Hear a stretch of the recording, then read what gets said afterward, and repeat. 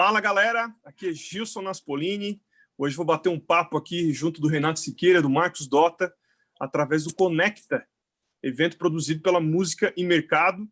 A gente vai falar um pouco sobre como foi esse 2020 para a gente, como a gente tirou de letra esse ano e quais as pretensões, quais os planos que a gente tem dentro do nosso mercado, que é trabalhar com heavy metal, trabalhar com bandas locais, regionais. Eu que trabalho também com aulas. A gente dá uma passada aí nesse 2020, o que a gente planeja para o próximo ano. Então, quero chamar aqui meu amigo Marcos Dota e também o Renato para falar um pouquinho sobre isso. E aí, galera, como é que tá? Fala, Gilson. Bom, prazer estar aqui falando no Conecta. Obrigado aí ao Daniel, Thiago da Música e Mercado. Bom, meu nome é Marcos Dota, eu atuo aqui no cenário rock e metal do Brasil em várias frentes. A maior parte delas é relacionada a gigs, né? A tocar ao vivo. Então, eu toco em diferentes tipos de projetos e talvez os mais conhecidos que eu toque sejam relacionados a artistas internacionais que eu já toquei, como Sideman, né?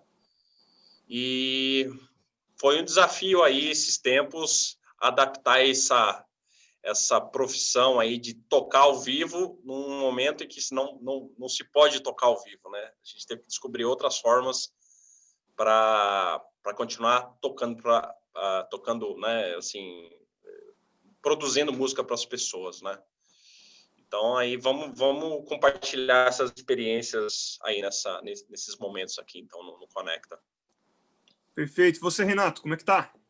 E aí, prazer estar aqui com vocês, meus amigos Gilson e Marcos. Agradecer a Música e Mercado pela oportunidade. Estamos aí sobrevivendo a 2020, né? É um ano difícil, assim como o Marcos, eu também atuo muito mais em gigs, muito mais ao vivo. O que a pandemia me obrigou foi a aprender a gravar e a gravar muito mais do que antes, porque aquele tempo que a gente tinha de show, de estrada, a gente acabou tendo que utilizar em estúdio, né? É ruim, mas é bom, né? A gente acabou evoluindo em outras áreas, mas vamos lá, com otimismo para 2021, né? Eu acho que as coisas vão voltar ao normal e vão melhorar para nós, especialmente o rock e o metal, que é um mercado diferenciado, né? A gente não é mainstream, a gente não está na novela, a gente não está na TV, não está no rádio, mas a gente tem um mercado, um nicho próprio e fiel. Então, a minha expectativa é que isso melhore para nós. Uhum. Eu, como sempre trabalhei bastante com aulas, confesso que para mim me afetou pouco, porque a parte de tocar, que eu sempre toquei nos finais de semana, nunca foi exatamente, quer dizer, já foi por um bom tempo na minha vida, mas nos últimos anos foi mais um plus, né? Assim, eu sempre consegui trabalhar com bandas que eu gosto de tocar, mas não necessariamente ganho dinheiro com isso. Uhum. Então, para vocês que pelo menos até onde eu sei, sempre viveram mais da parte de gigs, né? Como é que foi para vocês essa transformação agora em 2020? O que vocês andaram fazendo? Bom, o Renato citou as gravações, mas o que os trabalhos de vocês com ao vivo estiveram fazendo nesse tempo? Vocês fizeram muitas lives? Como é que foi para vocês? Como é que foi para você, Marcos? Cara, a gente teve que ir descobrindo isso meio que durante o processo, assim, né? Foi complicado, porque não foram só os músicos que tiveram esse baque, né? Esse momento de não saber o que fazer, não saber para onde correr. Foi toda a cadeia desse mercado de show, né? Ou seja, os bares, o pessoal do backstage, né? Os técnicos, roads, etc. Todo mundo ficou meio sem saber o que fazer. E aí, pelo menos no meu caso, o que a gente foi meio que descobrindo, teve gente que acabou criando uma estrutura de lives, ou seja lá o que for, em casa, né? Assim, ou que já tinha uma estrutura prévia, montou algo em casa. A gente a gente conseguiu fazer umas parcerias com bares. Eu acho que essa foi uma boa sacada que a gente conseguiu achar e meio que foi descobrindo, assim, né? porque aí você juntava forças, né? Dependendo do bar, certos tipos de bares já tinham algum, por exemplo, algum canal de YouTube mais forte, né? Então você juntava o trabalho da banda com a estrutura que o bar já tinha. Por exemplo, aqui em São Paulo, eu principalmente, a gente fez muita coisa com o Manifesto, porque o Manifesto já tinha toda a estrutura de som, de palco, etc. A gente não precisaria ter que, tipo, alugar um estúdio, alugar uma equipe para live, alugar não sei o que para fazer uma live, seja de qual gig eu estiver tocando, né? O Manifesto, ele já teve tudo e ele meio que precisou também fazer esse tipo de coisa para sobreviver, né? Então, eu acho que a sacada aqui foi juntar força com os bares, né? E eu acho que essa parceria, no caso aqui com o Manifesto, foi muito interessante, porque a gente entrou com a música, com a banda, com o trabalho. Quais bandas você se apresentou nesse projeto, assim? Você conseguiu manter ativas? Acho que travou a internet dele. O Marcos travou, né? Travou. E você, Renato, aproveitando então enquanto o Marcos volta. Opa! Então, eram tipo assim, 3, 4 mil pessoas assistindo shows, né? E nisso, a galera, a gente sempre estava divulgando aquelas vaquinhas online e a galera doava muito, né? Porque tinha muita gente assistindo, então, assim, era uma junção de coisas boas. Arrecadava para o bar, arrecadava para a gente, sendo que a gente ganhava muito mais nessas vaquinhas do que fazendo, por exemplo, um show, uma live dessa, a gente ganhava muito mais do que se fosse um cachê normal de show, né? Uhum. Então, isso aí foi uma forma de sobreviver, assim, que salvou a pátria no começo da pandemia, né? Assim, você fazer show, só que a gente teve que dar um jeito de fazer show online, né? E quais projetos você tocou dessa forma, Marcos? Quantas vezes? Não, quais projetos você tocou nesse Cara, formato? Assim? Normalmente foram as gigs que eu tocava, foram as gigs que fazia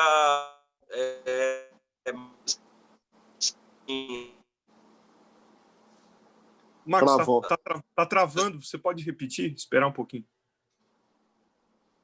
Alô? Marcos?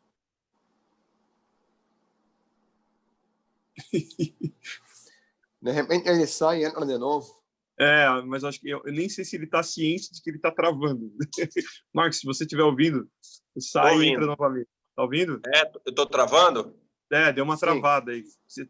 Você pode falar novamente quais os projetos que você estava se apresentando nesse lance do Manifesto? Tá, vamos pode lá, repetir. Então. Aqui em São Paulo, tem um mercado muito grande para bandas tributo, né? Não necessariamente só bandas de cover variado de noite, né? Então, assim, eu toco em 2 projetos aqui, principalmente, que a gente consegue tocar bastante todo fim de semana com esse estilo de banda tributo que é de um artista só, né? E, assim, a sacada foi fazer manter essa rotina de tocar em parceria com os bares, só que fazendo live, né? Não foi só fazendo live por nós mesmos, né? Tipo, no nosso canal, alugando um estúdio, pagando uma equipe para transmitir, né? Então, acho que foi a grande sacada que a gente achou, sim. Uhum. E por conta, principalmente no começo da pandemia, quando estava absolutamente tudo fechado, a galera comprou bastante a ideia e doava bastante nas vaquinhas.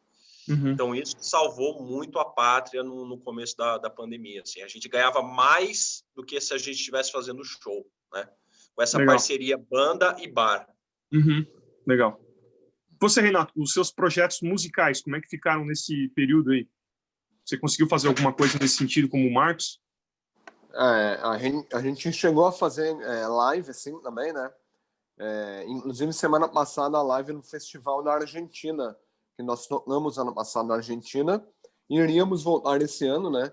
E a pandemia, lógico, foi cancelado, e aí eles fizeram um festival via streaming, e a gente gravou a live, participou do festival, e foi legal pra caramba, porque a visualização é muito grande. O mercado argentino, apesar de ser um país menor, me parece ser maior que o nosso.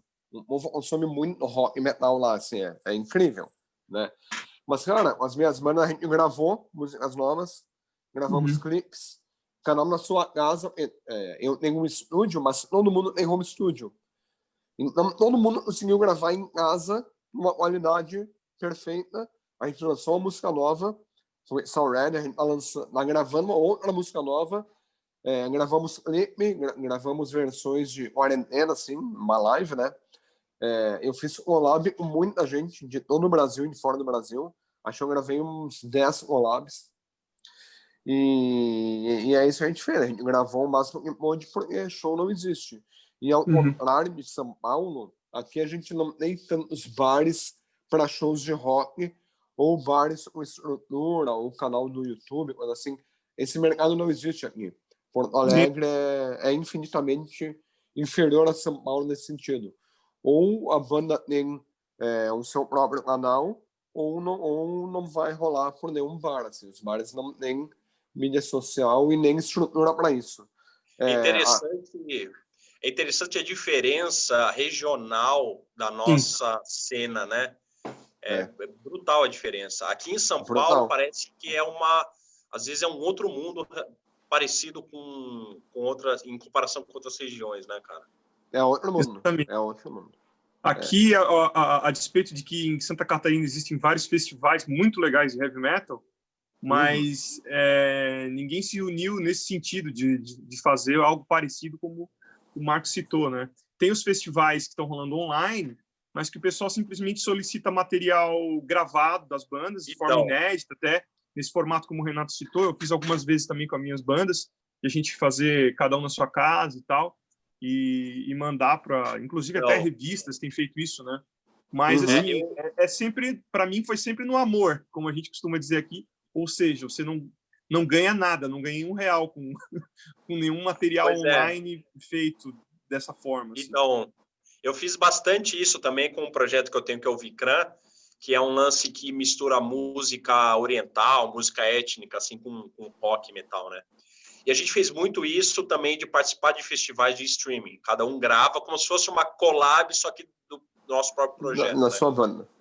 Só que nisso eu não consegui monetizar. Você não monetiza nada. O Gilson falou, você faz pelo amor, né? O que eu consegui monetizar é que, felizmente ou infelizmente, são coisas relacionadas a cover, né? Esse é um dilema que a gente tem aqui no Brasil. Assim, é difícil você monetizar som autoral, né? Esse é o grande problema. Acho que esse dilema se manteve um pouco na pandemia, assim. Falando um pouco sobre os nossos planos futuros, né? A pandemia, como até o Renato citou, né? Que aproveitou esse tempo para gravar várias coisas das bandas dele. Eu também, recentemente, uma das minhas bandas, a gente lançou um EP novo, que a gente fez durante a pandemia, surgiu durante a pandemia. Teve uma banda que surgiu durante a pandemia, uma banda minha que era de tributo, a gente começou a compor, e estamos agora com um estúdio agendado para gravar em São Paulo agora, do Thiago Bianchi, a gente vai para lá em fevereiro, então algo que provavelmente não iria surgir se tivesse o mundo normal, né? Surgiram, eu não vou dizer coisas boas, porque não necessariamente as pessoas vão gostar da nossa música, mas, mas surgiram coisas boas nas vidas das pessoas também, não só desgraça, né?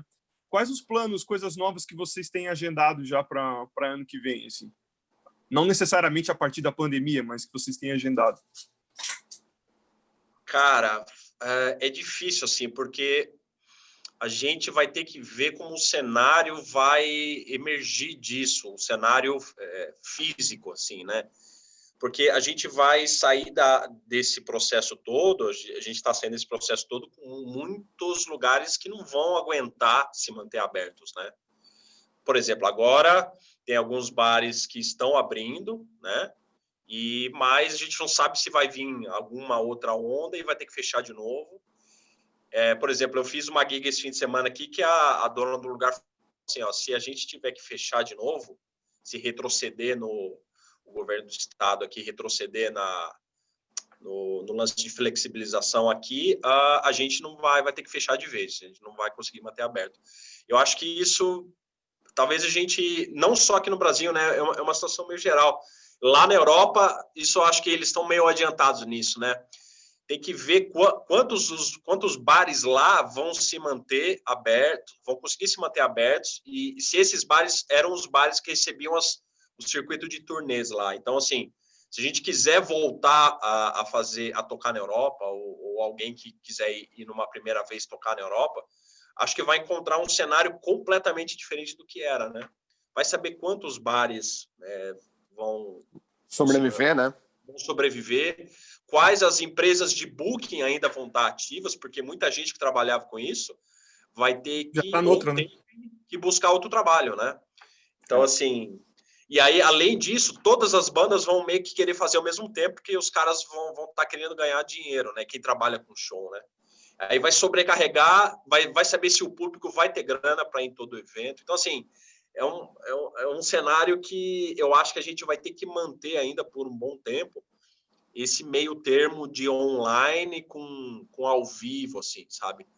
Acho que o online veio para ficar, né? Esse lance dos festivais de streaming ou live mesmo das bandas, né? Tipo assim, várias bandas grandes lá da Europa fizeram lives como se fossem assim mega shows, né? Acho que é um formato que eu acho que veio para ficar pelo menos por um bom tempo, até as coisas começarem assim, as pessoas começarem a se recuperar financeiramente para a estrutura que a gente tinha antes voltar um pouco ao normal, sabe? Eu acho que esse aí vai ser o caminho, assim, mais imediato. Serão shows ao vivo, online, né? Online, O que eu não acho errado, assim, sabe? Eu acho que a pandemia nos levou para esse caminho que eu entendo que seria algo natural, mas não tão rápido, não tão imediato. Porque Sim. um show online não vai poder vender ingresso e um público infinito. Tu não vai ter a limitação física do público e não conseguir montar uma estrutura para fazer um show online e arrecadar com isso, vai ser muito mais fácil de se monetizar e vai atingir um público infinitamente maior. Eu acho que esse é o lado bom da nossa situação. Mas fisicamente Então, eu acho que vai demorar um pouco ainda. vai, cara. Isso eu percebi, assim, como eu falei, o lado bom dessa situação do online é que, em alguns momentos, a gente toca para muito mais gente do que a gente tocaria presencialmente, né? Exato. Mas eu acho que a gente está começando a entrar na transição da live paga, né? Tem artistas grandes já estavam fazendo isso, mas digamos assim, um pouco abaixo do mainstream, inevitavelmente o pessoal vai ter que começar a aderir a isso, né? Não só vaquinha, porque o pessoal antes doava na vaquinha voluntariamente, porque estava naquela situação de tipo, não tem para onde correr, e o pessoal estava como chama? Mais inflamado com aquela situação de tipo, tem que ajudar o pessoal que está sem trabalho e tal.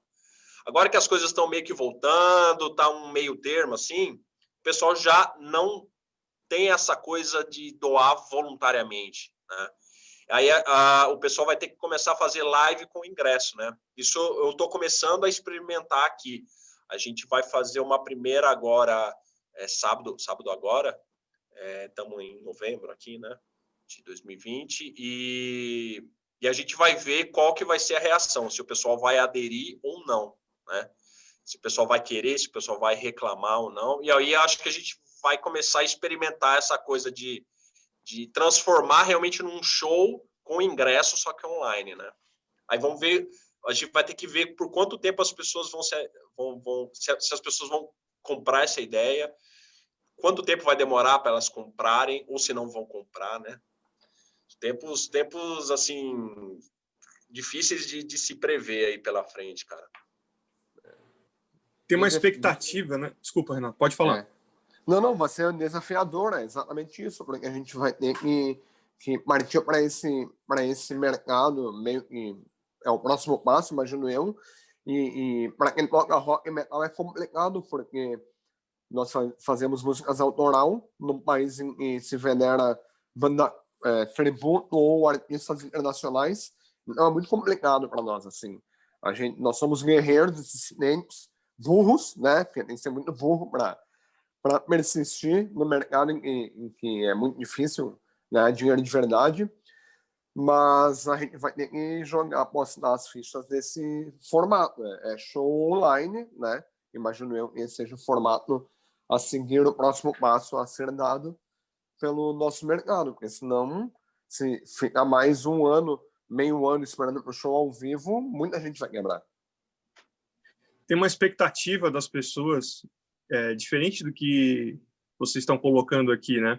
De que parece que no 1º de janeiro vai tudo mudar e tudo voltar ao normal, né? Vocês não têm essa percepção de que algumas pessoas parecem que estão achando isso, assim, que tipo, não, ano que vem tudo vai se resolver, já pode agendar a festinha ali em fevereiro, carnaval, eu vou viajar, vai estar tudo certo, né? Eu mesmo tenho na minha agenda algumas datas já em março que eu coloquei ali, mas eu não estou com nenhuma expectativa, nenhuma esperança de que vai realmente acontecer. Como é que vocês veem essa questão da flexibilização de eventos, no sentido de rolar o evento presencial, mas ser com aquelas restrições, 40% da capacidade do local, alguns locais fizeram tipo cercados para algumas pessoas, ou mesmo assistir em drive-in, né, dentro de carros. Como é que vocês enxergam esse tipo de evento? Porque eu, como músico, eu não tenho a menor expectativa de tocar sabe, desse jeito. Eu prefiro fazer online ou não fazer. Como é que vocês veem essa questão? Cara, é muito estranho, é muito estranho. Eu já fiz alguns aí desde outubro e é muito estranho, muito estranho. Já era estranho a gente ter que fazer live num palco mesmo, onde a gente tocava com o público, só que sem ninguém, né? Só a equipe filmando. Já era muito, assim, depressivo, sabe? Parece que o cara tá gravando um clipe, né? Pois é, cara. E assim, aí você termina a música, fica um silêncio absoluto, né? Ninguém te olhando. É muito estranho.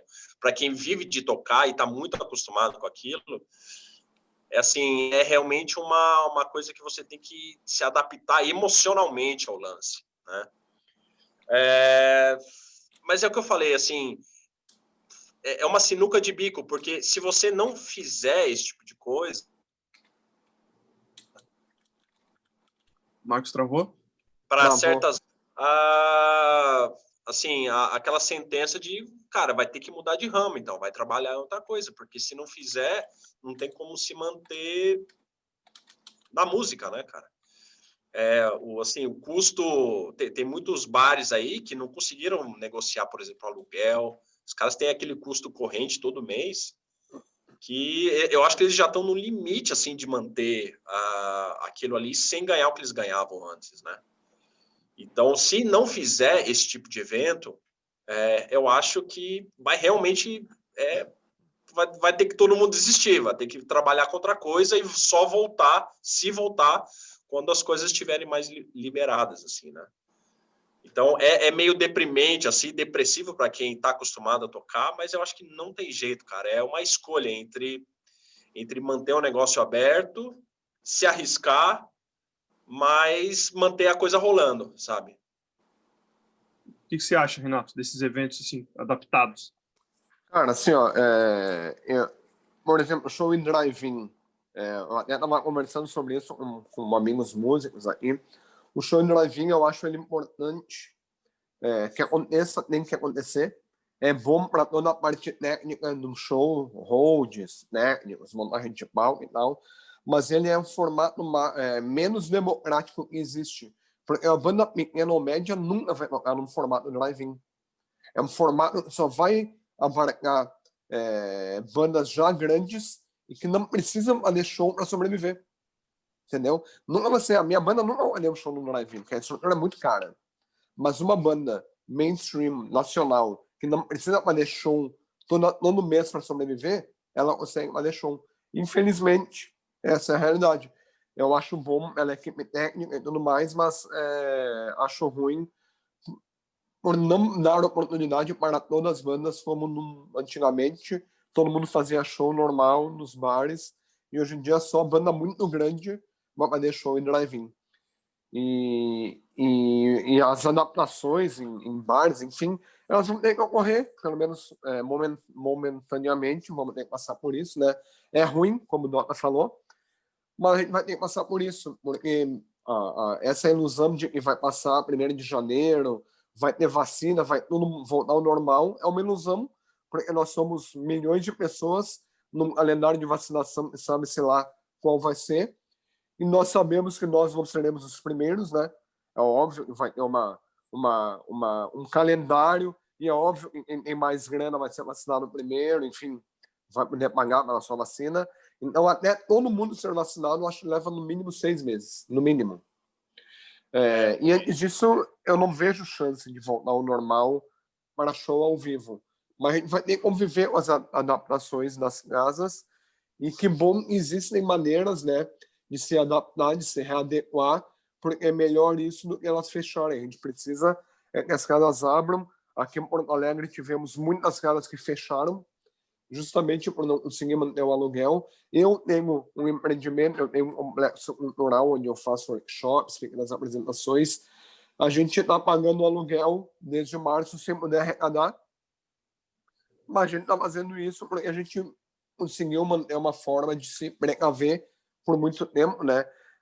O nosso empreendimento na minha banda, a gente arrecada grana para poder investir em turnê, em shows, em gravações e tal, e a gente iria para fora do Brasil esse ano. Infelizmente não fomos, mas felizmente conseguimos nos manter durante a pandemia, mesmo sem abrir. Falando um pouco menos dos locais e mais das bandas, né, do cenário, como é que vocês veem o cenário musical heavy metal mesmo, né? Pessoal do underground, como diz o Dota, né? É muito nichado esse meio, e as pessoas geralmente se conhecem, né? As bandas às vezes se conhecem. Como é que vocês têm conversado com o pessoal de outras bandas? O que eles têm feito? Eu tenho visto muitas bandas simplesmente pararem, congelarem, os caras irem fazer outra coisa, sabe? Meio que deixar a coisa esfriar mesmo. Como é que vocês têm visto o cenário, assim? É que, cara, aqui no Brasil, eu costumo dizer que aqui não existe assim, tem algumas poucas exceções, né? Normalmente, essas exceções são nomes já estabelecidos há algum tempo no cenário, mas eu acho que para a grande maioria, aqui no Brasil, a gente não tem um mercado propriamente de metal, né? Não vou dizer nem de rock, mas de metal, desse estilo de música mais pesada. Mercado, ele pressupõe que é algo que gire dinheiro. Então, assim, a gente não consegue fazer necessariamente girar dinheiro aqui. Eu não sei como nos outros países, acho que tem algumas diferenças. O Renato falou da Argentina, eu sei que o Chile é muito forte, talvez seja mais forte do que aqui, o cenário lá, a cena, né, metal lá. Só que aqui no Brasil, cara, eu acho bem complicado, porque... Por isso que eu acho que a gente tem esse paralelo dos covers, assim. Porque muitos músicos acabam vendo dinheiro no cover. No autoral é difícil, cara. Aqui a gente não tem gravadora, gravadora como a gente tem, né? Como ainda tem alguma outra coisa na Europa, né? Tem poucos... aquele formato de booking lá na Europa também não tem aqui, porque são coisas muito diferentes, né? Até geograficamente diferentes. Lá você consegue fazer uma turnê de um mês sem parar, assim, quase todo dia, entendeu? Aqui não, né? As distâncias são grandes, não tem tantos lugares quanto tem lá. Então, não tem show de semana, né? Também complicado aqui. Tem que ser turnê de fim de semana, e aí o que você faz durante a semana, né? Então, aqui, cara, é uma situação onde a banda ela acaba sendo uma... Você tem ganhos indiretos com ela. Ela acaba sendo digamos assim, um portfólio do que você toca, da qualidade que você consegue mostrar no seu instrumento, ou artisticamente, enfim, né?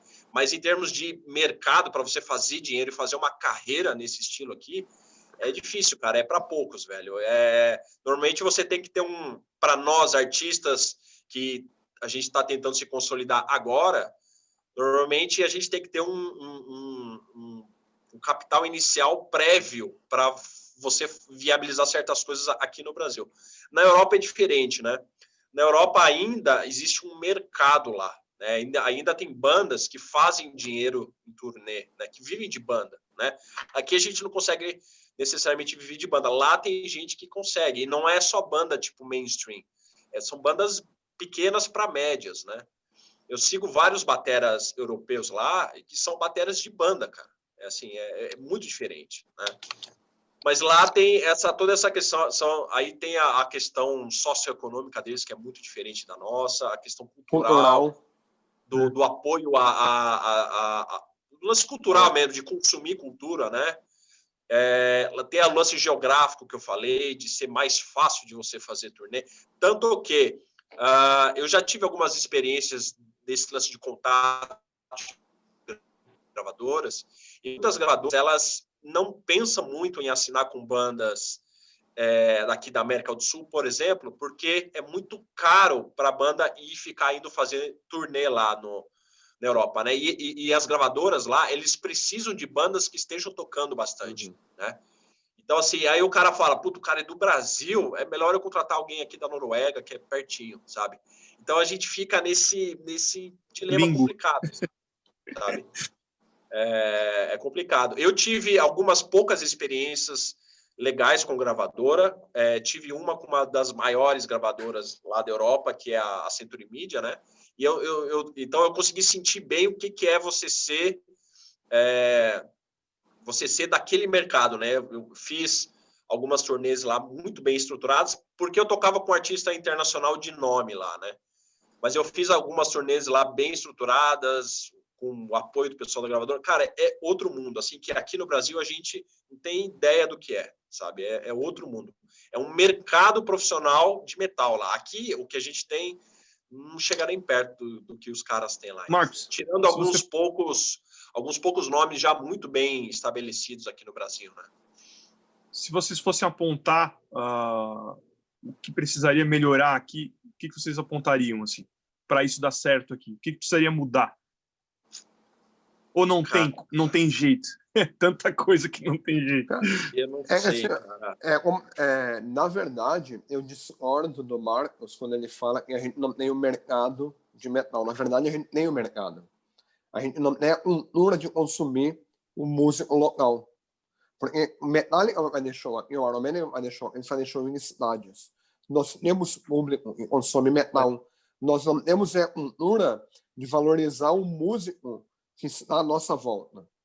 A gente pega no Brasil, a gente tem 3 bandas de metal que estão há 20 anos no mercado, há mais de 20 anos, e é só elas que lotam shows no Brasil. As mesmas 3 bandas. Todas as outras, a galera no Brasil, a gente não tem a cultura de ouvir coisa nova, de valorizar coisa nova, eu até sempre bato na tela de se a gente pagasse pau para o nosso amigo, para o nosso vizinho, com a mesma intensidade que paga pau para um músico gringo que nem sabe que não existe, a gente já tem um mercado muito melhor. É que eu digo esse mercado, é o nosso problema. Eu digo mercado assim, Renato, no sentido de existir uma cadeia produtiva desse Perfeito, tipo. não existe. Como existe lá na Europa. Então você tem empresas de booking chegar nessas pessoas, né? A gente não consegue chegar.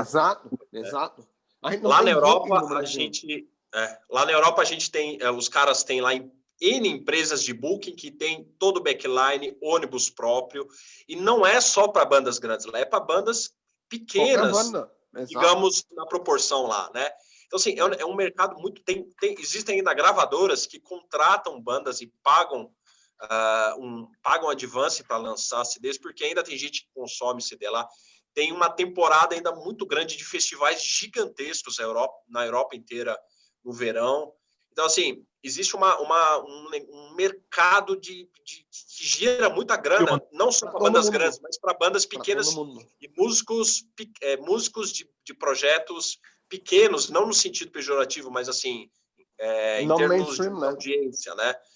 E esses músicos vivem bem de metal, de som autoral, sabe? Então, assim, e eu acho que isso é que a gente não tem no Brasil, nesse sentido de mercado, né? A gente não tem estrutura, a gente não tem uma cadeia, a gente não consegue sequer mapear para fazer uma turnê, não tem como. Se não pegar e tentar fazer uma turnê de shows, não vai conseguir. É inviável. Se não tem uma estrutura muito grande, não tem como. Porque tu não tem casas de show com estrutura. A gente toca batera e usa batera grande. Cara, a maioria das casas não cabe a minha bateria. A maioria não cabe a minha bateria, e é um fato. E aí a gente leva todo o equipamento. Vocês já passaram pelo desprazer de o contratante de vocês, o produtor do festival, não querer que você leve a sua bateria porque vai atrapalhar a dinâmica do festival, quando na verdade você está engrandecendo o festival dele? Eu já passei por esse tipo de situação. Né? O cara vê o seu esforço de fazer um melhor show como se você estivesse atrapalhando o evento dele, né? Vocês citaram aqui, todos nós três somos músicos, né? Então a gente está falando de um lado só, né? O músico reclama, eu vejo com razão, que as casas, por exemplo, não dão espaço para o autoral. Quando a gente fala, ou quando a gente vê uma entrevista de algum dono de uma casa noturna, tal, ele fala que tenta fazer isso, mas que o público não adere, que ele não consegue, então ele é obrigado, para se sustentar, trazer os covers, como o trabalho que o Marcos faz, inclusive, muito bem. É um ciclo vicioso, né? Vocês veem alguma maneira de quebrar esse ciclo vicioso em que a coisa passe a andar, em que a gente chegue nesse público, não? De uma forma saudável, assim, que um apoia o outro? Cara, tem alguma maneira? Aí eu acho que é a questão cultural que o Renato falou, assim, é um lance talvez precise de... porque eu acho assim, a gente aqui tem mais ou menos a mesma idade, né? Na nossa época que a gente começou a tocar, era um lance meio que pré-internet ainda. Então, a forma com que as pessoas conheciam as bandas eram basicamente você comprar o CD e você ir no show, né? Então, assim, quando tinha show, então tinha bastante gente, porque era a única forma de ver aquilo ao vivo. E a única forma de se escutar era comprar o CD. Então, normalmente, você ainda conseguia vender CD. Era algo que, assim, não tinha tanta banda, não era algo tão pulverizado que nem hoje, mas o que tinha era algo, assim, bem pujante, né? Pelo menos aqui na minha região, na minha época que eu comecei ali no final dos anos 90, começo dos 2000. E, assim, a gente é dessa geração que começou a gostar e ter banda e se interessar nessa situação, porque ali o show era onde você fazia amigos, você arrumava namorada, era o teu círculo social, seu estilo de vida ali, né? E você via aquelas bandas, aí você queria aprender um instrumento para tocar com aquelas bandas, era um negócio assim que, cara, era uma cena cultural mesmo, né? Aí depois, cara, veio ali no final dos anos 2000, começo dos 2010, começou a vir uma outra geração. E essa geração que veio substituir a gente, já veio com uma outra cabeça, veio com outro mundo. E assim, eles não consomem a música como a gente consumia antes, né? Então, cara, é meio complicado, assim. A gente talvez tenha que esperar uma outra geração entrar para ver se alguma mudança vai ocorrer, porque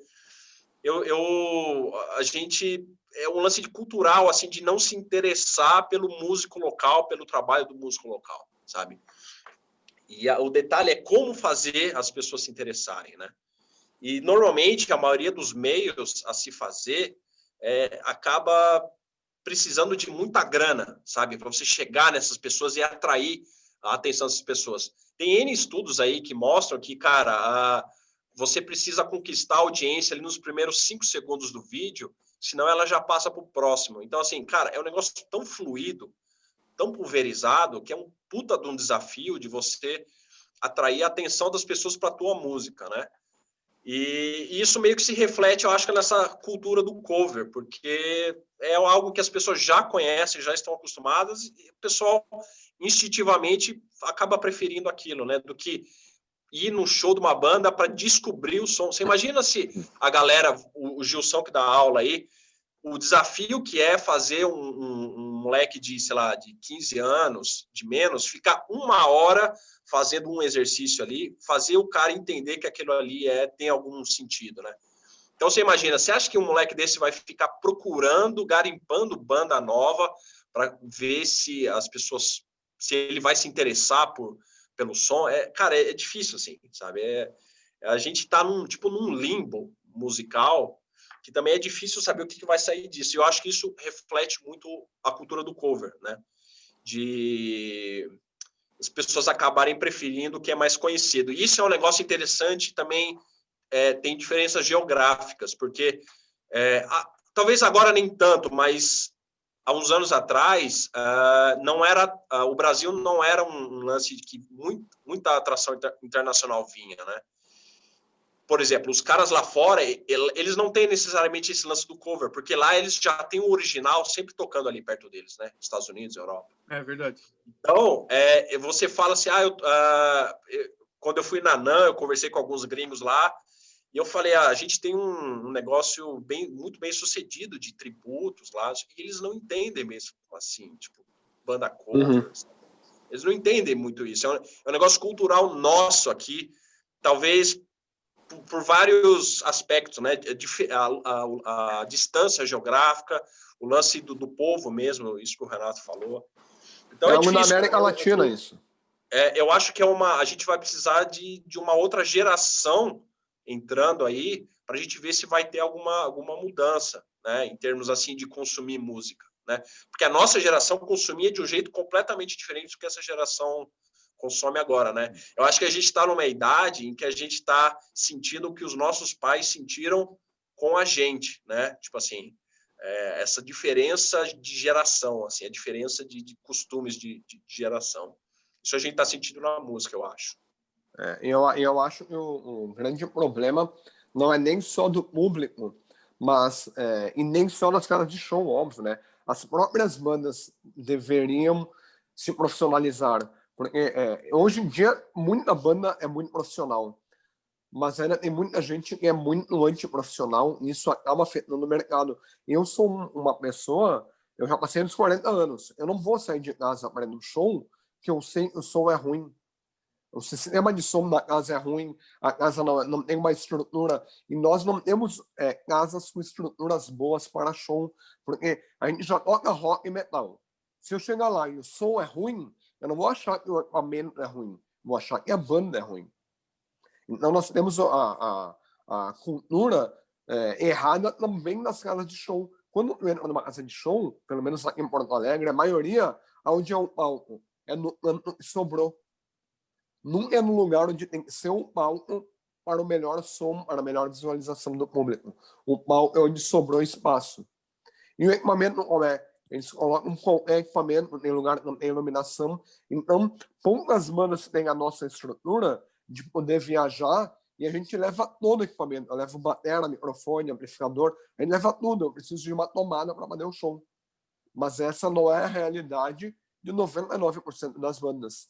Então, eu acho que buscar se profissionalizar é um passo muito importante que as bandas devem tomar para ajudar o nosso mercado. E se profissionalizar passa também por cobrar cachê para fazer show. Porque o músico que toca de graça, eu entendo que às vezes ele precisa um espaço para mostrar o seu trabalho. Mas hoje em dia, com a internet, tu pode mostrar o seu trabalho no YouTube e ganhar público, teoricamente, né? Pensar em mostrar e divulgar o teu trabalho para o teu público via internet, mas cobra para fazer um show. Porque tu tocando de graça, tu vai acabar sucateando todo o mercado. Porque eu não toco de graça. Mas o cara do bar, ele não tá nem aí que eu não toco de graça. Ele vai chamar outro músico que vai tocar de graça e o público já não vai mais pela banda. O público vai por sair, por tomar cerveja. Então essa cultura a gente tem que mudar. No músico, na casa de show e no público. Por isso que eu acho que o músico tem uma parcela de culpa. Nós temos que nos tornar profissionais e atrativos para o público. Eu sei que o público vai me ver pela minha música, que o público é lá ver a minha bateria no palco. Isso é parte do mercado, é parte do meu show. Eu levo uma bateria enorme, com iluminação, com todo o cuidado possível, porque isso é atrativo para o meu público. Então, todas as bandas deveriam pensar na música profissionalmente, como mercado, como um produto que tem que ser vendido e para ele ser consumido, ele tem que ser vendável. Isso é importante. Eu acho interessante isso, porque isso não é necessário só para o autoral, né? É interessante porque esse cenário do tributo aqui em São Paulo tem muitas bandas que se profissionalizaram nesse mercado, né? Eu, assim, modéstia à parte, eu acho que o que eu toco aqui é mais ou menos nesse sentido. E é interessante porque muitas pessoas que me veem tocar nesses projetos de tributo, em que a gente leva a mesma coisa que o Renato falou, leva tudo, leva toda a estrutura, batera, amp, leva também iluminação, leva cenário, as pessoas veem aquilo, tipo assim, você está proporcionando uma experiência para a pessoa que está ali. E muitas dessas pessoas conhecem a gente tocando e falam, pô, nossa, legal o trabalho, né?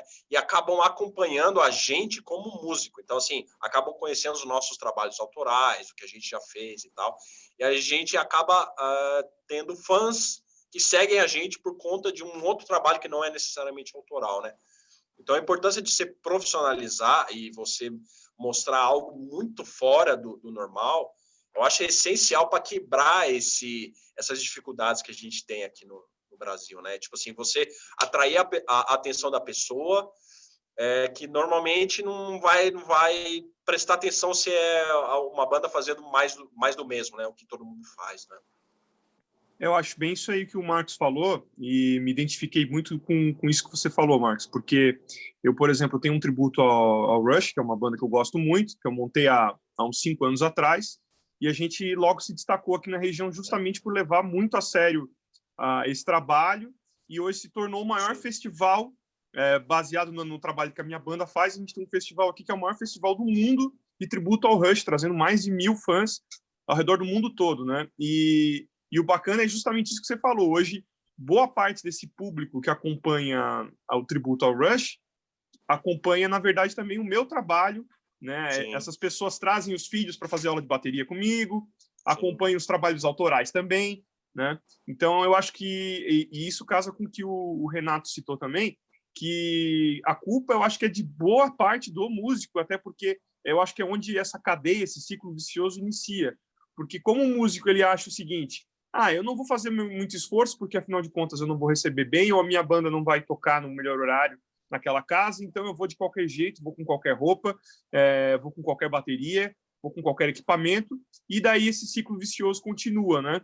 Então eu acho que cabe realmente aos músicos, né, tentar se destacar com qualidade no que você toca, em como você se apresenta, né, no seu som, nas suas redes sociais. Hoje está tudo na mão, né? Não precisa mais nem sair colando cartaz nos postes, né? Basta você fazer uma boa arte de divulgação. Então, acho que isso tem que partir justamente do músico para a gente se destacar.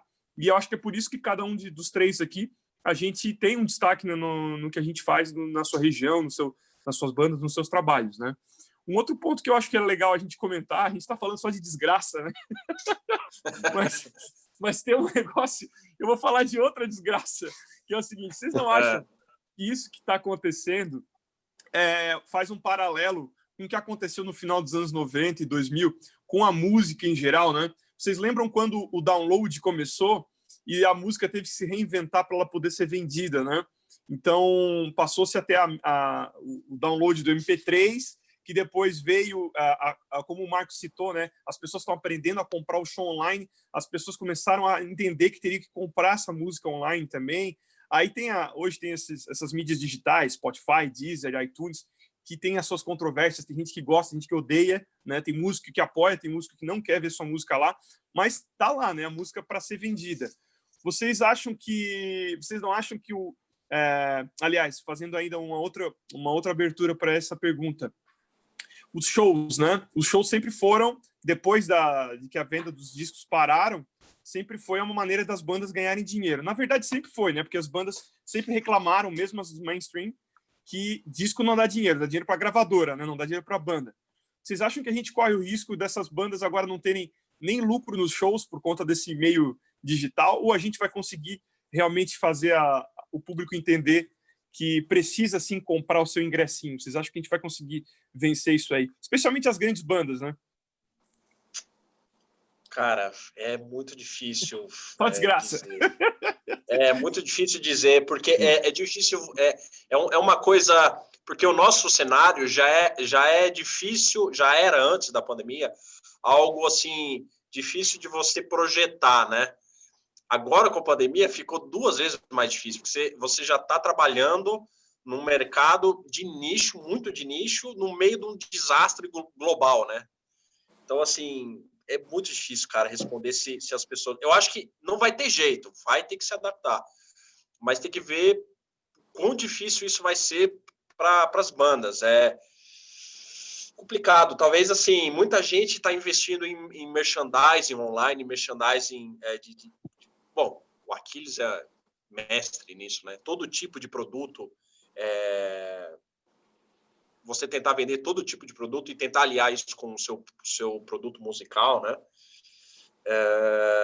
Cara, vai ter que rolar talvez uma persistência nossa aí, sabe? Persistência de, tipo, insistir e tentar, digamos, enxugar gelo por enquanto, aí, por um tempo, cara. Porque a gente não... Eu pelo menos, não consigo prever o que vai acontecer, cara. O que vai acontecer. Eu acho que vai ter bastante resistência, como teve antes, né?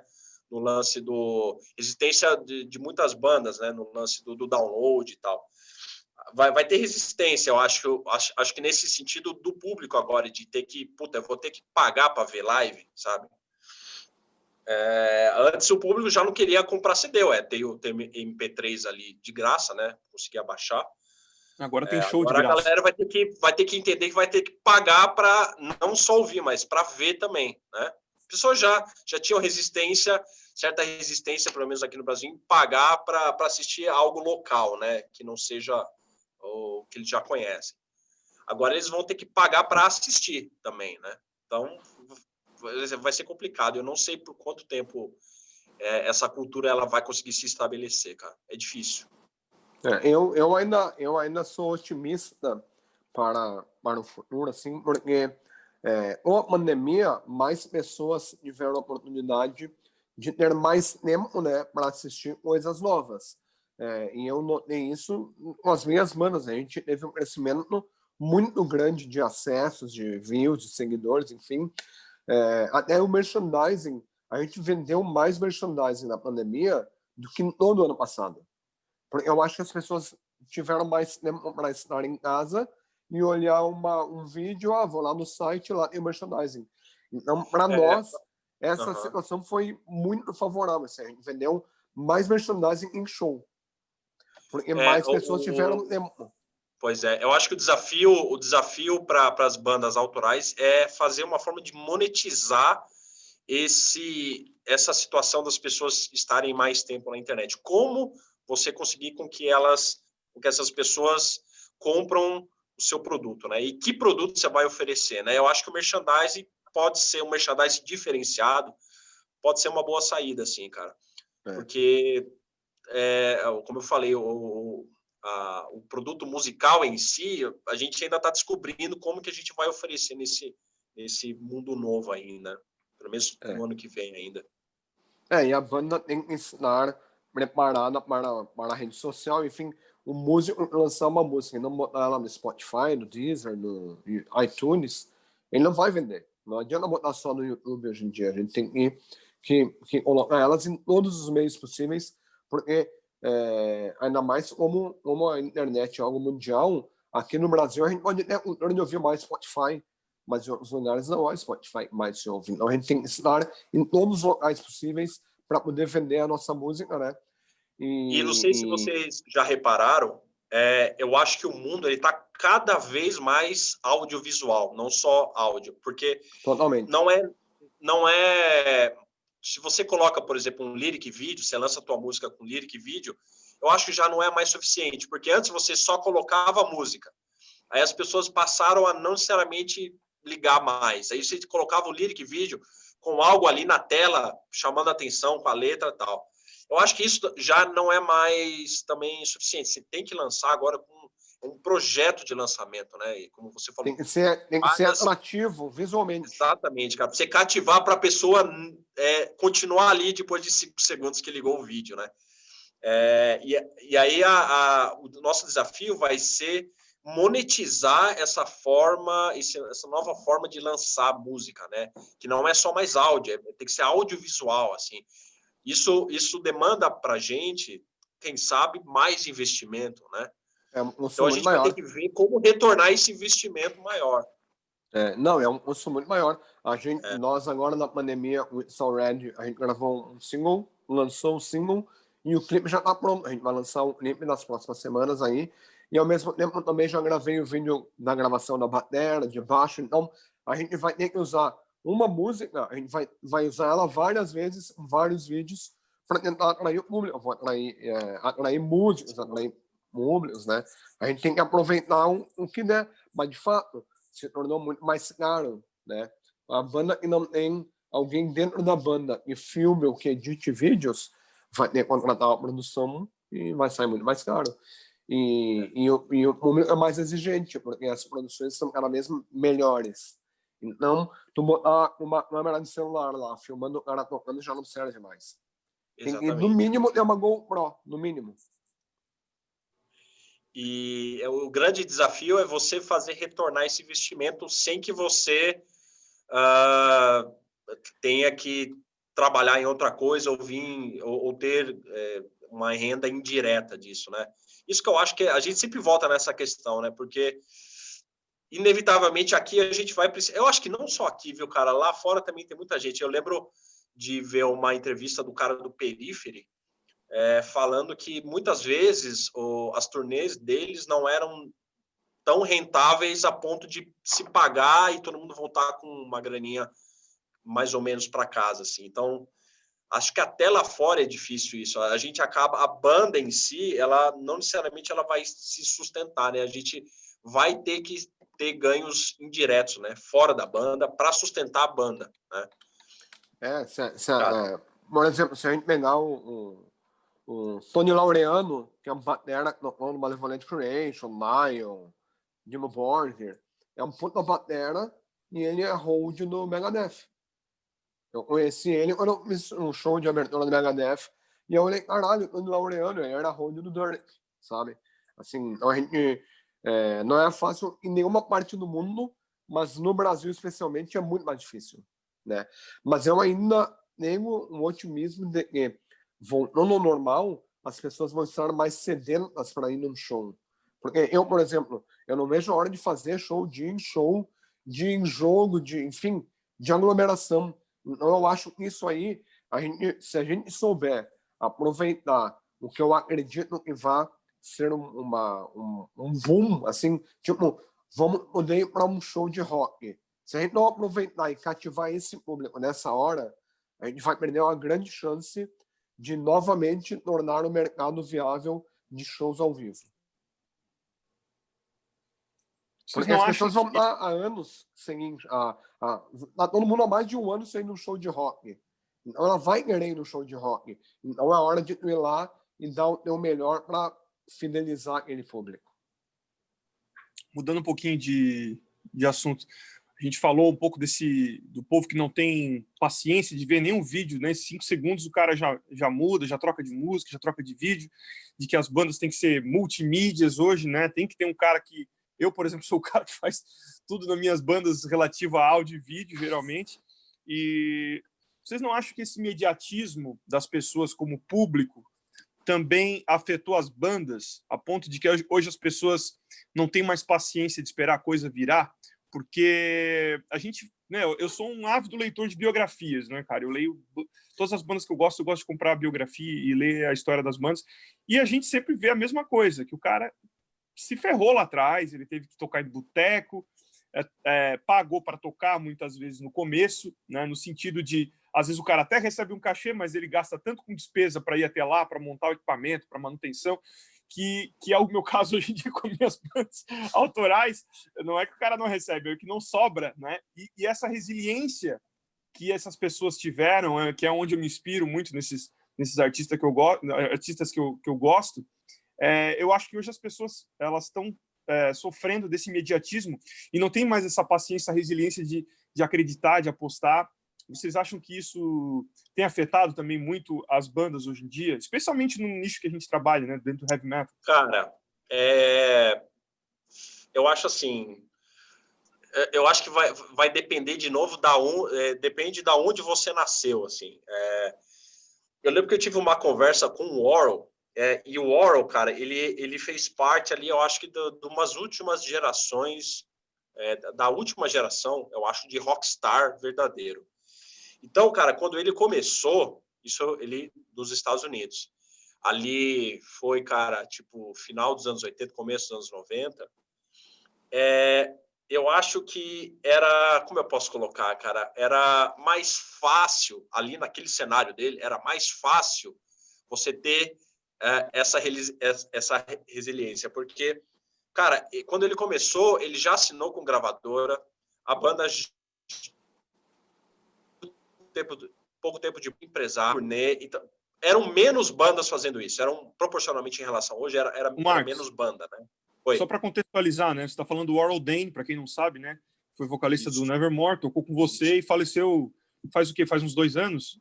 Já faz isso? Ele faleceu, exatamente, faz uns 2 anos. E ele, como artista internacional, né? Ou seja, assim, ele começou a tocar num ambiente completamente do que o nosso aqui. Então, assim, naquela época, você começava numa outra condição em que a gente está começando. Eu acho que é muito complicado a gente comparar às vezes, porque, por exemplo, a conversa que eu tive com ele era o seguinte, ele não entendia que ele precisava ser o próprio empresário, hoje em dia, né? Ser o próprio empresário, o próprio marqueteiro, correr atrás das próprias turnês, porque ele estava tão acostumado com aquela vida que ele tinha antes, que, cara, ele não precisava fazer certas coisas mesmo no começo da carreira, né? Então, assim, para gente, hoje em dia, o nosso começo da carreira, é mais difícil você ter resiliência, porque, cara, a gente não tinha a estrutura que certos músicos, quando começaram lá atrás, tinham, né?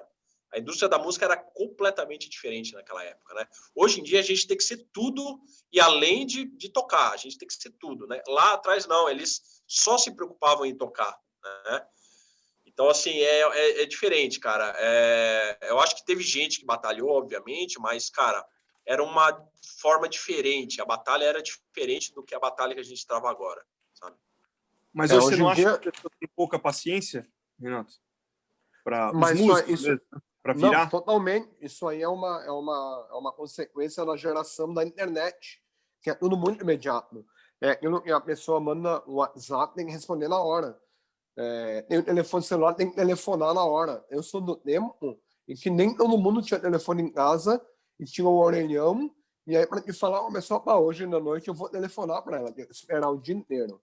Hoje em dia é na hora, é tudo na hora, manda e-mail, o cara manda e-mail, já te manda o WhatsApp, eu te mandei o e-mail. Cara, na hora eu olhar o e-mail, eu respondo o e-mail. Mas isso aí é uma coisa no nosso mundo hoje em dia, ele é totalmente imediatista. E a gente vê isso no mercado musical de forma bem clara. No músico começa a tocar e antes dele sequer pensar em ser um músico de verdade, ter uma banda, ele quer ter um patrocínio. Ele não quer ter uma banda, ele quer ter um patrocínio. Para ele, o imediatismo dele é: comecei a tocar, eu quero patrocínio de prato, eu quero patrocínio. Cara, eu entrei no mercado da música numa época em que não existiam patrocínios. Eu entrei no mercado da música para fazer música. Então, o meu sonho, eu quero fazer música. Se eu tenho patrocínio, legal, mas se eu não tiver, eu vou fazer a minha música de qualquer maneira. O que é uma coisa que não entra na cabeça de quem começou a tocar há pouco tempo, cujo objetivo é ter patrocínio. É esse imediatismo que eu comentou, né? As pessoas já estão pensando lá no final, né? Não estão pensando mais em caminhar, em passar pela estrada, né? Eles já estão pensando lá em ser famosas, né? O que é diferente de ter sucesso, inclusive, né? Exato. Eu considero que nós três aqui temos sucesso do que a gente faz e não necessariamente o cara é famoso, né? Ainda mais no Brasil, de dimensões continentais. Se a gente estivesse falando da Europa, provavelmente nós seríamos famosos em uns 6, 7 países. É isso aí. Cara, é engraçado porque a gente tem também um certo complexo de inferioridade em relação, talvez até tecnicamente, certas coisas. Nós três aqui, a gente podia estar facilmente em qualquer banda de turnê que faz turnê lá rotineiramente na Europa, né? Assim, a gente não tem nenhum problema de ser inferior tecnicamente. O nosso problema é essa questão de geográfica, cultural, tal, né? Porque se a gente estivesse lá, com o corre que a gente faz, cara, a gente é muito mais correria que a maior parte dos caras que estão lá. Isso eu lembro com uma conversa que a gente teve a última vez que eu fui para Anã, eu fui lá lá na sede da Red, né, das Maquitas da Red. E a gente estava contando para os caras lá o que a gente enfrenta aqui no Brasil. Os caras, eles não acreditavam, velho, como é que vocês conseguem, cara? Sabe? Então, assim, os desafios que a gente enfrenta aqui, a gente se viraria muito bem lá fora e a gente teria gigs, assim, sem o menor problema, cara, né? Talvez esse seja o lado bom aqui da dificuldade, né? Tipo assim, quando a gente se depara com uma dificuldade que talvez outros gringos se deparariam, eu acho que a gente sabe lidar melhor, né? Eu só acho assim, cara, que eu acho que certos contextos, eu acho que tem que contextualizar historicamente, né? Vocês estavam falando do lance, assim, de querer ter sucesso antes de aprender a tocar propriamente, né? Lá atrás, como eu falei, os caras, parece assim outro mundo, né? A gente falando, os caras, eles recebiam budgets, assim, para literalmente você só ficar no estúdio compondo, se você conseguir um contrato legal com uma gravadora, né? Então, assim, como também não tinha tanta distração, né? Os caras, eles eram pagos para aprender a tocar e fazer música e, sabe, e fazer esses álbuns clássicos que a gente tem, né? Hoje em dia, a gente tem que aprender a tocar, a gente tem que se virar de uma forma completamente diferente. A gente não tem essa estrutura por trás sustentando uma indústria, né, cara? Então, é complicado, cara. Eu acho que tem esse lance imediatista, que é difícil a gente ter resiliência mesmo, mas porque eu acho que a época que a gente está vivendo hoje em dia gera essa dificuldade também, né? Estamos sozinhos, né? A gente tem que se virar para continuar, né? Para fazer a coisa virar. Antes, necessariamente, a galera não passava pelo que a gente passa agora, né? Os caras tinham uma estrutura muito maior por trás, né? Isso fora do Brasil, né? Porque no Brasil a gente sempre teve... eu comecei a tocar nos anos 90. Eu sou do tempo de gravar fita cassete, não existia CD, né? Era gravar fita cassete, tirar xerox da capa, recortar, mandar pelo correio para todo lugar do mundo. Então, no Brasil sempre foi assim. E lá fora eles falam isso. Eu tive ano passado na fábrica da Myron e a gente estava conversando sobre o mercado. Eles falaram que realmente o mercado brasileiro e o latino-americano é muito diferente para eles. Que eles falam, cara, todo o emprego que os músicos aí têm, eles seriam os maiores na Europa. Porque aqui é muito diferente, realmente. Todo mundo já tem educação musical na escola desde criança. É tudo muito mais fácil e acessível em relação a nós, brasileiros latino-americanos. Cara, o pessoal fica de cara, velho. O pessoal fica de cara com o que a gente faz para se virar. Qualquer gringo, se a gente fala o que a gente passa, todo mundo fica impressionado, cara. Eu acho que se fosse dar uma dica, né, para qualquer músico, para qualquer pessoa, né, eu acho que se pudesse dizer assim, cara, se você quer realmente entender o mercado brasileiro em qualquer que seja a sua área de atuação, viaje, né? Vai viajar, vai conhecer o que é lá fora, para você entender aqui dentro, né? Entender melhor e até mesmo trazer um ponto de vista diferente, tanto para a gente melhorar, quanto para entender de que a gente não é esse vira-lata que a gente pensa que é, né? A gente parar de se diminuir tanto com relação ao que os outros fazem, até porque fora do Brasil parece que eles dão mais valor do que a gente mesmo, né? Para o que o brasileiro é capaz de fazer. Né? Sim, cara. Galera, eu acho que a gente chegou aqui um pouco mais de 1 hora de papo, eu acho que a gente poderia já ir para uma reta final. O que vocês diriam para quem está começando agora, para aquele músico que formou a sua banda esse ano e que se vê como a gente, como um músico de heavy metal, um músico que tenha uma banda de metal? Que dica que vocês dariam para enfrentar o ano de 2021 da melhor maneira possível? Manda ver aí, Renato, antes. Vou ligar meu fone aqui. Cara, eu diria o seguinte, seja persistente, porque as adversidades são muitas, né?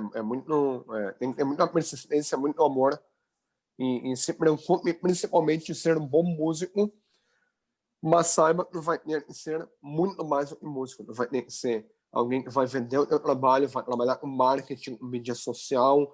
Tu tem que ser um profissional como em qualquer carreira. Um médico, quando se forma, não adianta ele ter o diploma, porque não vai ser médico só com o diploma. Ele vai ter que correr. E nós vivemos num país em que o músico não tem um diploma para pendurar na porta e botar lá, eu sou um músico. Ele vai ter que correr atrás, batalhar, mas se tu fizer com honestidade e com amor, porque nós todos temos amor pelo que nós fazemos. Senão a gente já teria desistido há muito tempo, né? Se tu fizer isso com amor, com dedicação, com verdade, tu vai conseguir. Não põe na cabeça que tu tem que ter um patrocínio ou que tu vai virar milionário, porque isso aí não é o nosso mercado. Tenha na cabeça que tu vai ter que fazer, vai lutar e faça a tua música o melhor possível. Seja honesto contigo e com o teu público. E, cara, é baixar a cabeça e trabalhar. Sem isso, nem tente começar. Você, assim, eu acho que você tem que trabalhar bastante em diferentes frentes, né? Você não vai só... Porque, assim, as coisas que eu falo parecem meio saudosista, né? Porque a indústria da música era assim assado. É interessante, eu acho que é bom ter isso na cabeça para a gente entender que hoje aquilo não existe mais. Então, assim, você não vai só ter uma banda e fazer sucesso com a tua banda e a sua vida resolveu. Isso não existe mais, né? Então, assim, você tem que entender que você vai ter que trabalhar em diferentes frentes. Existem várias frentes a serem exploradas, né? Talvez a vantagem do nosso mercado aqui ser muito ainda está muito engatinhando em certas coisas, é que ainda existem algumas frentes que a gente consegue explorar. Travou. Travou, Marcos? Vamos ver se ele volta.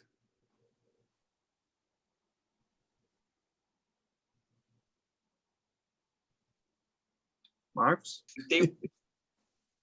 Oi? Você estava falando que existem algumas frentes que a gente consegue explorar e depois você travou. Travou? Então. Dali? Existem algumas frentes, essa é a vantagem do nosso mercado ser ainda meio incipiente, né? No sentido de que ainda dá para explorar muita coisa que ninguém explorou, né? Então, é importante você ter a cabeça aberta para você trabalhar, às vezes, em gigs da noite, como eu falei, às vezes explorar mercados novos nesse sentido, formas de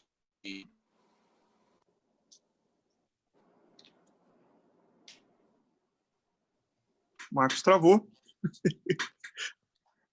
Tá ouvindo aí, Renatão? Tô ouvindo.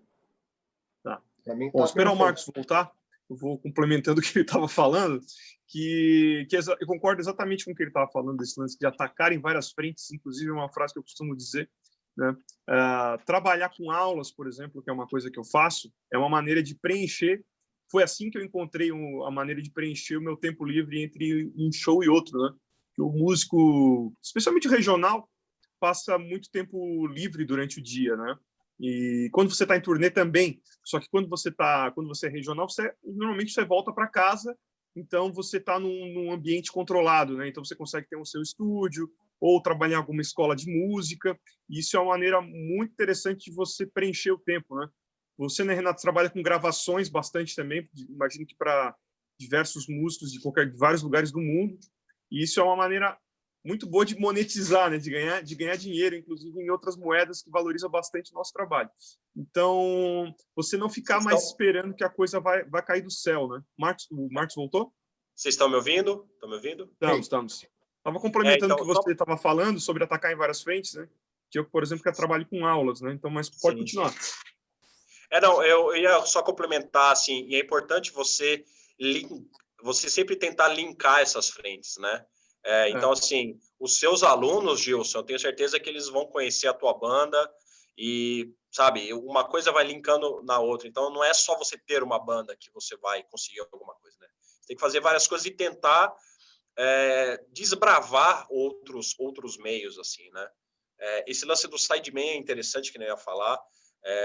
Existem vários artistas que querem vir para cá tocar e, às vezes, eles vêm sozinhos, porque é mais barato para vir do que viabilizar com uma banda inteira. E isso você consegue fazer turnês com músicos locais. Então, assim, é um mercado ainda que está começando, isso é interessante pensar. Às vezes, tem muita gente que está... os próprios músicos contatam os artistas internacionais e eles mesmos não precisa ter necessariamente uma produtora envolvida, né? Uhum. Então, a gente tem algumas peculiaridades aqui que a gente ainda consegue explorar. Então, sempre atacar em várias frentes, né? Isso, tocar numa banda de noite legal, dar aula. Se você vai para um estúdio e você grava ali com qualidade, o cara do estúdio vê que você tem um equipamento bom, você está bem preparado, provavelmente esse cara vai te passar algum outro freela de gravação, se o cara gostou do seu trabalho, aí é mais uma frente que você consegue trabalhar, né? Quando eu gravei esse último disco do Ordene, que saiu póstumamente, né? Eu fiz uma amizade muito grande com um cara que produziu o disco aqui no Brasil, e ele já me passou vários trabalhos de gravação. Então, assim, você tem que fazer um pouco de tudo. Eu acho que essa é uma boa dica, assim. Se você quer encarar essa coisa de viver mais ou menos da música, né? Se você quer, digamos assim, ter uma renda em que a música gere essa renda e que essa renda pague suas contas, né? Senão você vira um robista, não tem o menor problema com isso, né? Mas se você quer viver da música full time, é importante você pensar em encarar várias frentes, atacar em várias frentes e sempre linkar essas frentes. Isso é muito importante, entendeu? Nunca ser uma coisa isolada, porque daí você vai, se uma frente dá certo, ela consegue encaminhar uma outra frente que não esteja tão bem, né? Acho que essa talvez seja uma dica interessante. Galera, acho que vamos fechando por aqui, então. Queria, então, deixar aqui as redes sociais e falar um pouco do trabalho de cada um, né, para o público que está acompanhando poder encontrar a gente, poder acompanhar a gente nas nossas frentes. Então, repetindo, né, para quem não sabe, eu sou Gilson Naspolini, você acompanha meu trabalho em todas as mídias digitais, aí, tanto YouTube, Instagram, pelo meu nome, Gilson Naspolini. Eu trabalho fazendo vídeos online, tenho cursos online também, dou aulas online ao vivo, presencialmente também aqui no meu estúdio, e trabalho com as bandas As the Palaces Burn, que é uma banda de heavy metal autoral. Tem uma banda que eu estou trabalhando agora, que vou começar a gravar o primeiro disco, que é Stage of Matter, que é de rock progressivo. E tem o meu tributo ao Rush, Three Snow Dogs, que também está fazendo um trabalho já faz alguns anos, e a gente espera voltar depois da pandemia com esse trabalho novamente.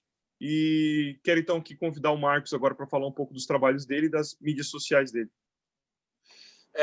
Bom, podem me achar aí em qualquer rede, Marcos com U, Dota, D-O-T-T-A, é fácil me achar. Eu também estou tocando em diversos tipos de projetos, né? Os principais atualmente são o Heaven and Hell, que é a minha banda aqui de tributo ao Dio, em que a gente toca diversas fases da carreira dele, e a gente tem shows temáticos de diversas fases, é bem interessante, a gente tem bastante coisa na internet aí para o pessoal assistir, e a gente está sempre fazendo live, então assim, sempre tem oportunidade de ver agora de forma online a banda, né? E também tenho produzido bastante material com o meu projeto de progressivo chamado Vikram, que é muito interessante também, porque é uma sonoridade diferente, um pouco fora do comum em relação a esse estilo de som, né? Então a gente mistura metal, música pesada com muita coisa étnica de outras culturas muito distantes aqui no Brasil, né? Então cultura árabe, cultura indiana, de diversos países árabes, né? Muita coisa do Egito. Então, é um som bem diferente, assim, bem característico. Então, a gente está produzindo bastante coisa também. Só procurar a gente nas redes aí, Vikram, com K. Então, a gente tem diversos vídeos tocando, as músicas são bem trincadas. E a gente tem alguns clipes que visualmente eles são bem interessantes de ver, né, com essa coisa étnica, né? A gente tem um clipe com a temática da Kali, que é aquela deusa indiana. Então, acho que para quem tem curiosidade de procurar um som diferente, eu recomendo bastante esse meu projeto Vikram, né? E também estou sempre aberto aqui a gravações e qualquer tipo de freela nesse nosso meio, né? Nesse nosso estilo. Né? Natão. Bom, quem quiser me acompanhar, meu nome é Renato Siqueira, me acha lá no Instagram, Renato Siqueira79. Lá vai ter um link para todas as minhas bandas, eu toco no Instalhead e toco na Floral. Lá vai achar o link para o site, para os clipes, para o Instagram, YouTube, Facebook, tem tudo lá. Sou de Porto Alegre, quem vier a Porto Alegre, só mandar uma mensagem, vem me visitar, conhecer meu estúdio. Vai ser um prazer receber todo mundo aqui. Espero que ano que vem seja possível essa reunião presencialmente de nós todos. Com certeza. Galera, foi um prazer detalhe, conversar com vocês. Só acrescentar uma coisinha. Queria também convidar o pessoal, quem se interessar, se quiser procurar o meu trabalho que eu fiz com o vocalista americano Warren Dane, também é facilmente encontrável aí na internet. É muito interessante porque foi um trabalho de músicos brasileiros com um artista de renome internacional, que é difícil essa junção às vezes, né? Verdade. Então, isso é muito interessante para quem quiser conhecer essa história, que é uma história também curiosa. Então, isso também tem facilmente nas minhas redes, na internet, tem o disco aí disponível, e é só o pessoal procurar. Beleza, então. Isso aí. Galera, foi um prazer estar com vocês, né?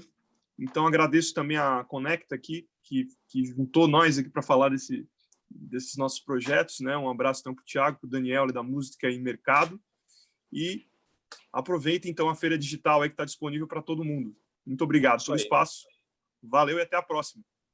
Obrigado, Daniel, Thiago. Um abração, obrigado pelo convite. Até a próxima aí. Valeu, até mais, gurizada.